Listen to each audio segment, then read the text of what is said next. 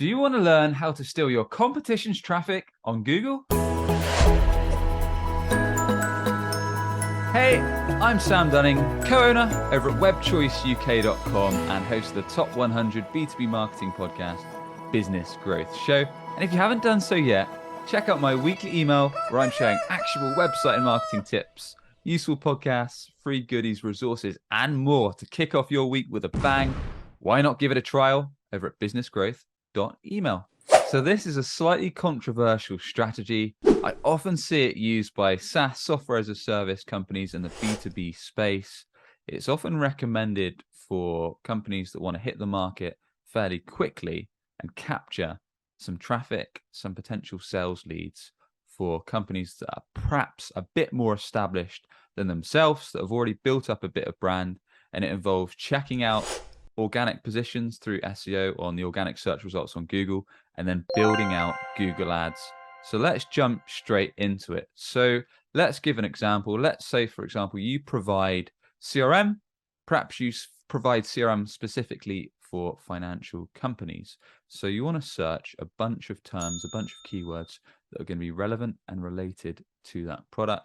So you might search things like best finance CRM, or CRM company for finance, or financial CRM provider, or finance CRM agency, or a bunch of keywords that are super relevant, what we call fairly high intent and long tail keywords that someone might type in if they actually want to inquire about your offering. So do that a bunch of times and see which companies are consistently page one, ideally top of page one in the organic search results. Make a list. So open up a Word doc or a Google Doc and make a list of the companies that are consistently high for these juicy search terms that you want to rank for. That's the first step. Once you have made your detailed list on your Google Sheet, Word doc, whatever it might be, of the brands that are consistently high on organic search for the main products or services relevant to what you do, those juicy search terms that you want to get sales leads, inquiries, and deals over the line for, you need to fire up a Google Adwords account, and you'll need to enter in those brands that we made the list of. And then we'll need to create some titles and ad copy for our Google ads that we want to appear for those branded searches. One thing to bear in mind is for legal issues, you want to be careful. So try avoiding putting in those competitor brands directly, because you don't want them going after you or their legal teams. So what you can do instead is use titles like, let's go with our finance CRM example. You might want to put finance CRM, compare before you buy, or alternative finance CRM, or see what other finance CRMs are on the market. So we're basically trying to stop people in their tracks because they've searched for this competitor brand directly, but we want to stop them at the last hurdle. So they might say, look, I'll go to the competitor, but I'll also check the brand I was going to anyway. So we're basically looking for that last click where they've got a brand in mind, but they might think, let's see what else is available. And then they click through to your site, because the chances are that competitor brand, because they're ranking well on SEO consistently, they're probably doing a fair bit of other marketing and advertising. So basically trying to steal the demand that they've built up to get people to click through to our ad by enticing them with the comparison option. And then from there, ideally you want to send them to a dedicated landing page. That landing page might clearly show the value proposition you bring to the table. It might talk about the problems that your solution, your offering fixes. Probably going to have some social proofs, some testimonials, some video reviews, some logos that you work with, and of course a clear call to action to get people to get a trial or sign up or leave their details, whatever you want to do. Or maybe it's got a form directly on the page for people to leave their details to request a demo or request a callback, depending on what you want people to do.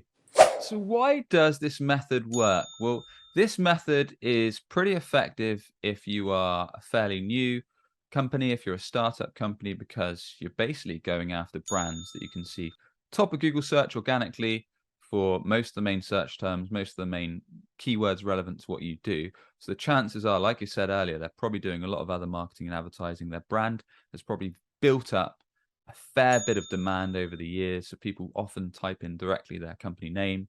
So we're looking to capture a percentage of that audience.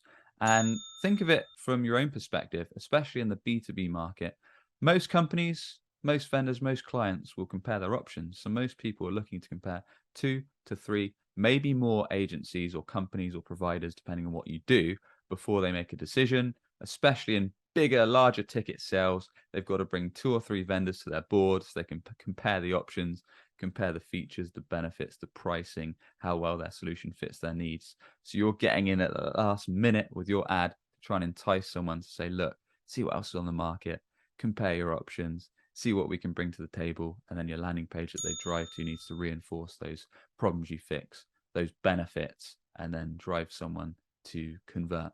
And there you have it. That is how you can steal your competitors' traffic by bidding on branded terms wisely. What you'll find is that this actually can be quite a cost-effective route, as going for branded search terms on Google Ads is often a lot less expensive, a lot less cost per click than going for non-branded searches. So things like in the finance CRM space, CRM for finance companies, finance CRM, best finance CRM, etc. So it can be quite cost effective. Just make sure you're bidding on your own company name, your own brand name as well, because your competition might be trying to do the same thing to you. So make sure you've got that secured. And the other thing to bear in mind is that there is rarely a silver bullet when it comes to marketing. So make sure this is part of your overall marketing mix. You're not just solely relying on this channel, but you have other channels in place. So if you're in the B2B space, maybe you're running SEO, maybe you're running review sites, maybe you're running a podcast, email list, social media and social ads, etc. So it's just one piece of the puzzle that's going to build up your brand, build up your website traffic, and drive inbound leads your way. As always, if you enjoyed today's episode, a quick subscribe on YouTube or rating on the audio podcast is much appreciated. And with that, I shall catch you on the next one. Cheers.